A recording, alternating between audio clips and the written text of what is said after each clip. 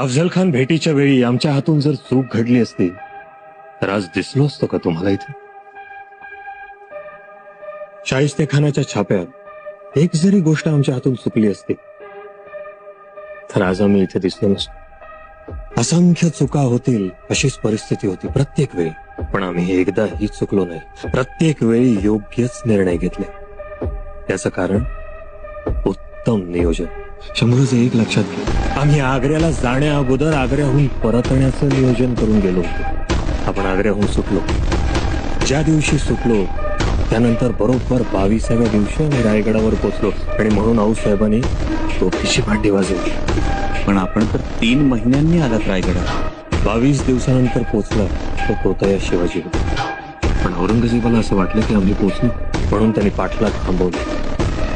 तुमचा पुढचा मार्ग सुकर झाला.